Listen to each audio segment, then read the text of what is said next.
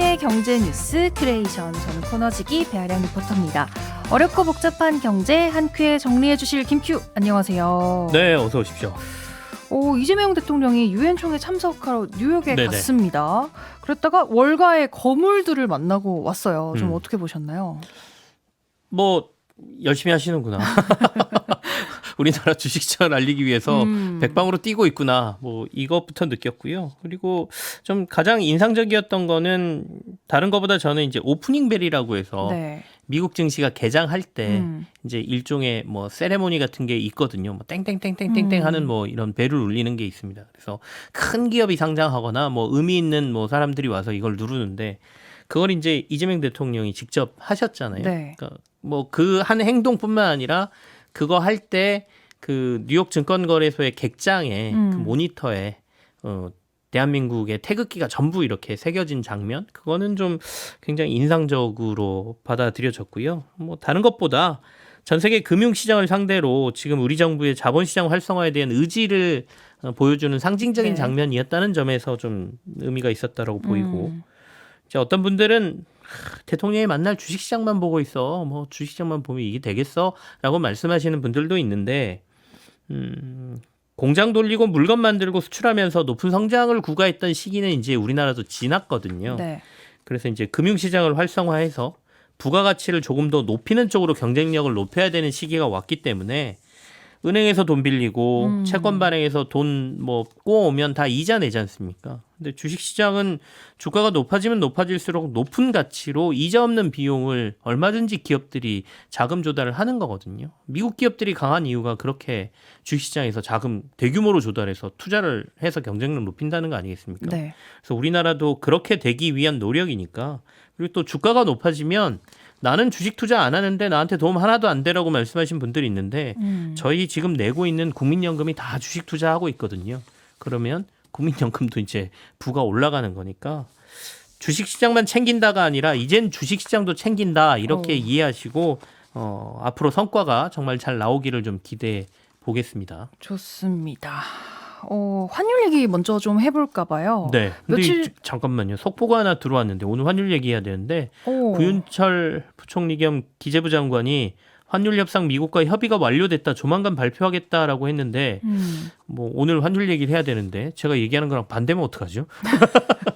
일단 우리는 준비한 환율 얘기 먼저 좀 네네. 나눠볼까요? 며칠 사이에 환율이 1,400원 넘었거든요. 네네, 맞습니다. 원화 약세가 이렇게 나온다, 이거는 다른 말로 했을 때 최근에 우리나라 경제 시장을 좀 비관적으로 보는 사람이 많아졌다, 이렇게 해석할 수 있는 거 아닌가요? 맞습니다. 맞는 얘기예요. 일반적으로 이제 환율이 한 나라의 경제 상황을 보여주는 대표적인 지표로 얘기하기 때문에 네. 원화의 약세가 나타나는, 원화가 약해지는 환율의 급등은 한국 경제가 좀 약해지는 건가라고 생각할 수는 있죠. 근데 그게 아주 절대적이지는 않습니다. 그 이유는 뭐냐면 환율은 기본적으로 달러 대비 상대 통화의 가치를 비교하는 거지 않습니까? 네. 그러니까 그 얘기는 우리의 경쟁력과 지금 현재 경제 상황이 그대로 있다 하더라도 달러, 미국의 상황이, 달러가 상대적으로 약해지면 우리는 강세가 나오게 돼 있고, 달러가 상대적으로 강해지면 우리 원화는 약세가 나올 수밖에 없는 거니까 결국에 가장 중요한 건 달러의 흐름이다라고 보여지는 것이죠. 원달러 환율이 1,400원을 넘어선 건 양국의 경제 상황보다는 지금은 특정 이슈에 대한 시장의 불안감, 심리적인 영향이 조금 있는 것 같고요. 그게 대표적인 게 3,500억 달러 대미 투자에 관련된 이슈가 1번일 것 같고요.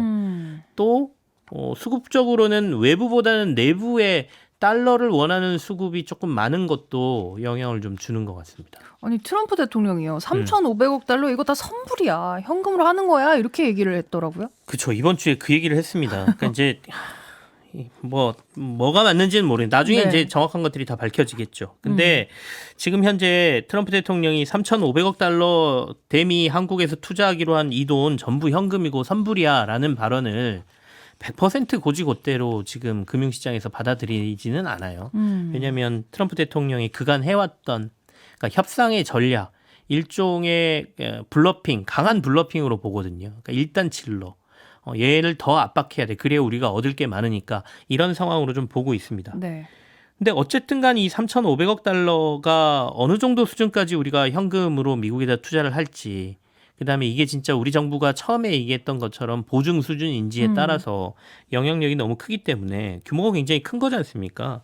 3,500억 달러면 우리나라 외환 보유액의 84%고요. 오. GDP 규모 대비하면 약 20%, 우리나라 1년 예산의 70%가 넘는 금액이거든요. 그렇군요. 굉장히 큽니다. 그러니까 이 중에 일부라도 외화가 국내에 있는 달러가 이것 때문에 미국으로 대규모로 빠져나간다라고 하면 달러 수요가 굉장히 커지는 거니까 원화 약세가 나타날 수밖에 없죠. 그러면 뭐 1,400원이 문제가 아닙니다. 이보다 더 원화는 약해질 가능성이 훨씬 그렇겠네요. 많습니다.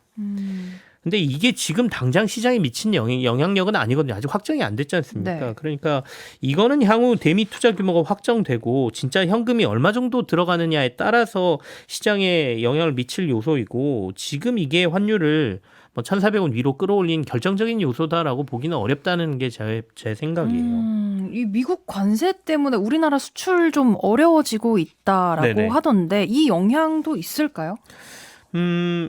많이들 우리나라 수출이 어렵다라는 이미지를 머리에 떠올리고 계실 텐데 실제 수치를 보면 그렇게 나쁘지 않습니다. 오. 그러니까 이달 초 한국은행이 발표한 자료를 보면 7월까지 우리나라는 3개월 연속 경상수지 흑자를 내고 있거든요. 이 얘기는 수출 수입 막 따져서 보니까 우리는 돈을 남기고 있더라 이런 얘기입니다. 그러니까 달러가 남아서 우리나라로 지금 쌓이고 있다 이렇게 보시면 돼요. 더불어서 한국은행이 올해 경상수지 흑자 규모가 1,100억 달러로 역대 최대가 될 것이다라고 전망도 내놨습니다. 그러니까 생각보다 수출이 그렇게 나쁜 건 아니구나 이렇게 보시면 됩니다. 물론 업종별로는 좀 달라요. 네네. 뭐 반도체는 좀 좋고 자동차는 지금 좀 어렵고 뭐 이런 상황이긴 한데 뭐 우리는 전체를 봐야 되니까요. 또 지난 5월 이재명 정부 출범 이후에 외국인들이 지속해서 국내 주식시장에서 지금 계속 사자세입니다. 5월 이후 외국인들은 약 16조 원 정도를 우리나라 주식시장에서 매수를 했는데요. 네. 9월에만 지금 7조 원을 사들이는 오. 일종의 폭풍 매수를 하고 있는 상황이거든요. 그러면 어쨌든 수출로 통해서 우리나라 달러 쌓이고 있고 외국인들은 우리나라 달러 가지고 와서 주식을 산다는데 달러가 많지 않습니까? 그러면 이거는 워낙 강세가 나와야 되는 상황이거든요. 근데 지금 반대 현상이 나오고 있다는 거죠. 지금 말씀해 주시는 네네. 거 정리해 보면 3,500억 달러 투자 불안도 아직은 아니다. 달러도 국내로 많이 들어오고 있고 우리 수출도 뭐 괜찮다. 근데 환율이 왜 올라요? 내부적인 요소를 좀 볼 필요가 있겠어요. 그러니까 두 가지로 보이는데요. 하나는 그러면 이제 달러가 밖으로 나가는 요소를 봐야 되잖아요. 지속해서 지금 해외 투자 증가하고 있는 거. 그러니까 외국인이 한국으로 달러를 가지고 들어오는데 그거 이상 우리나라 사람들이 달러를 가지고 밖에 나가서 주식을 삽니다. 그렇군요. 미국 주식을 막 사요. 그러니까 해외 투자가 지금 크게 늘고 있고 이게 지속되고 있거든요. 네. 올 들어서 연초에 조금 주춤하던 해외 주식 투자 규모가 최근 다시 크게 증가하고 있는데요. 미국 시장이 최근에 연일 최고치를 쓰고 있는 것도 영향을 주고 있는 것 같습니다. 실제 국내 투자자들의 미국 주식 순매수 규모가 8월에 8천억 수준에서 9월 달에 2조 8천억 수준으로 3배가량 지금 뛰었습니다. 다시. 네. 9월 기준으로 보면 이른바 서학개미라고 불리는 미국에 주식 투자하시는 분들의 주식 보유액이 무려 1,336억 달러, 우리 돈으로 186조 원이나 됩니다. 그러니까 이 정도로 우리나라 사람들이 달러로 원화를 바꿔서 밖으로 가지고 나가고 있다. 네. 이게 이제 환율에 영향을 좀 미친다라고 보이고요. 두 번째는 이거는 이제 정확한 수치를 파악하기는 힘들지만 국내 기업들이 국내에서 회사 내의 달러 보유량을 크게 늘리고 있는 것으로 보입니다. 그러니까 달러의 수요가 계속 국내 기업들에 있는 거예요. 그러니까 네. 예전에는 뭐 100 정도만 가지고 있으면 얼마든지 우리가 환율 상황에 따라 대응을 할 수 있었는데 이제는 100이 아니라 이거 한 300 정도 가지고 있자. 뭐 이렇게 되는 거예요. 그 이유는 미국 투자를 지금 굉장히 많이 하고 네. 앞으로 늘려야 될 가능성이 커졌지 않습니까? 국내 대기업들은 일단 달러 수요가 앞으로 늘어날 걸 대비해서 내부에서 달러를 계속 남아있는 달러를 우리가 사들이자라고 하고 사들이는 수요가 있어서 그러니까 국외로 빠져나가는 수요 조금 네. 그다음에 국내에서 달러를 사자는 수요가 같이 늘어나면서 환율이 지금 1,400원을 최근에 단기적으로 조금 넘은 것 같은데 조금 상황은 지켜봐야 될 것 같습니다. 지금 그리고 아까 구윤철 부총리의 얘기 달러와 관련된 미국하고 협의가 이루어졌다 이런 내용들이 나오면 시장에 안정이 또 올 수도 있겠죠. 우리나라가 통화 스와프 요청했다고 하잖아요. 네네. 근데 이게 되고 안 되고가 뭔가 우리 환율에 중요한 영향을 미치나요? 통화 스와프 얘기로 속보가 나온 거 아닐까라는 예상은 해보는데 아직 발표가 안 됐으니까. 네네. 통화 스와프가 신의 한 수가 될 수 있어요. 그렇군요. 그러니까 단순하게 생각하면 통화 스와프는 마이너스 통장 같은 거거든요. 마이너스 통장. 그래서 보통 한도가 설정되기도 하고 기간이 설정되기도 하는데 네. 이것은 양국이 정하기 나름입니다. 무제한 통화 스와프를 하기도 하고요. 그리고 그러니까 무제한이라는 건 기한도 금액도 무제한으로 설정할 수도 있는 거거든요. 그러니까 이런 거죠. 그러니까 우리나라가 3,500억 달러를 트럼프 대통령 말대로 네. 진짜 최악의 상황에 다 현금으로 미국에 투자를 해야 되는 상황이 그것도 선불, 그러니까 지금 내야 된다는 거잖아요.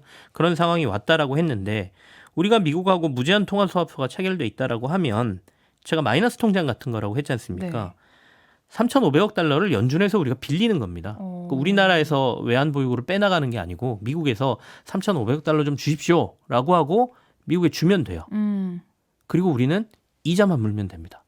뭐 이자를 3%, 4%. 물론 그래도 이자도 굉장히 큰 규모지만 이걸 우리나라에서 우리 돈을 다 뺏어가는 건 아니기 때문에 영향력을 크게 줄일 수 있고요. 그런 방안에서 보면 얼마든지 우리는 어느 정도까지는 이 제도를 활용할 가치가 있고 이게 신의 한 수가 될 수 있다 이런 평가를 받을 수 있는 거죠. 그렇긴 한데 이 마이너스 통장이 어쨌든 내가 갚아야 되는 돈이잖아요. 네네. 이자를 일단 내고 나중에 갚을 때 되면 이것도 발등에 불 떨어지는 거예요. 그렇겠죠. 만약에 진짜 갚는다면 그때 또 한 번 큰 문제가 생길 텐데 네. 그러면 어떻게 하면 되겠습니까? 연장하면 됩니다. 우리가 집 살 때, 10억짜리 집 살 때, 주택대출 받고, 네. 이거 나중에, 야, 이 대출 어떻게 갚을래? 그럼 집 팔아서 갚을게요. 또는 다른 대출을 가져와서 대환이라고 하나요? 대환해서 갚고, 이런 식이 있지 않습니까? 그러니까 국제관계라는 게, 지속해서 일방적일 수는 없거든요. 네. 일단 이 파고를 넘는 게 우리한테는 중요하기 때문에 그리고 나서 향후에 정권이 바뀐다든지 아니면 상황에 따라서 이것과 관련돼서 연장을 할 수 있는 계속해서 연장할 수 있다면 그것만큼 좋은 건 없죠. 우리는 이자만 내면서 또 미국하고 관계를 좋게 할 수 있고 충분히 국제관계에서 활용할 수 있는 방안이라고 생각이 돼요. 미국이 이런 상황을 우리가 좀 설명을 하면은 네. 받아줄지 그게 좀 궁금한데 일단 통화 스와프 같은 경우도 지금 확답을 우리가 못 네. 받은 상태잖아요. 확답을 받았을까요? 저 너무 궁금한데. 약간 지금 약간 네. 열려 있는데 어떻게 받았을까? 그러니까 이 규모하고 기간이 굉장히 중요한데 네. 어느 정도의 얘기가 서로 됐는지를 좀 확인을 해봐야 되는데요. 네. 일단 사람들이 조금 불가능할 거다라고 얘기한 이유는 통화 스와프 결정권이 연준에게 있다라는 거였어요. 그러니까 기축통화 지위에 올라 있는 통화하고만 통화 스와프를 체결하는 거지 한국의 원하는 그만큼이 아니니까 미국에 해줄 리가 없어라는 논리인데 꼭 그렇지만은 않습니다. 왜냐하면 위급 상황에 미국은 필요하면 통화 스와프를 다른 국가들하고 해왔어요. 대표적인 게 금융위기 때 네. 우리나라를 포함한 한 8개국하고 동시에 통화 스와프를 한 적이 있고요. 그리고 최근에 아르헨티나하고 통화 스와프 했거든요. 그러니까 본인들이 필요하면 합니다. 근데 지금 미국이 그러면 한국이 필요하냐 이게 중요한 거잖아요. 네. 그래야 통화 스와프를 해주죠. 그렇죠. 근데 트럼프 대통령이 미국을 다시 위대하게 만들기 위한 제조업 부활을 외치고 있는데 이 제조업 부활에 우리나라가 굉장히 중요한 역할을 하기 때문에 저는 필요한 국가라고 봅니다. 그래서 한국을 미국이 계속 압박만 해서 자신들의 결과를 얻을 수 있느냐 그건 아니거든요. 뭔가를 던져줄 것도 필요한데 충분히 글로벌 교역 관계에서 외교 관계의 틀을 생각해 보면 얼마든지 받아낼 수 있는 부분도 있다라고 보이고요. 트럼프 대통령이 원래 협상하면서 기존의 틀 다 깨왔지 않습니까? 그러니까 우리가 그동안 안 됐다 그래서 예전의 틀로 생각해서 제안을 안 할 건 아니고 우리도 틀을 깨가면서 양국에 도움이 된다라고 하면 얼마든지 받아낼 수 있다고 보기 때문에 네. 이 통화 스와프를 던진 거는 저는 굉장히 좋은 신의 한 수였다라고 생각되는데 이 결과가 나오는 걸 좀 지켜봐야 되겠고요. 결국엔 미국은 뭐가 중요하냐면 국채는 발행하지 않으면서도 그러니까 왜냐하면 재정 적자를 해소하겠다라고 트럼프가 얘기했으니까요. 돈을 푸는 게 중요하거든요. 근데 이 통화 스와프 같은 경우에는 미국이 연준이 그냥 돈을 찍어서 주면 되고 네. 자기네들 재무제표상에 국채 발행이 아니라 빌려준 걸라고 넣어놓으면 되기 때문에 큰 무리도 없습니다. 그래서 이걸 통해서 시장에 돈을 풀 수 있다라면 미국도 크게 어려운 문제로 생각하지는 않을 것 같다는 생각도 같이 말씀드려보죠. 통화 스와프 어떻게 되는지 좀 지켜봐야겠습니다. 잘 네. 들었습니다. 저는 다음 주에 다시 돌아올게요. 네, 배아량 리포터와 함께했습니다. 고맙습니다. 네, 고맙습니다.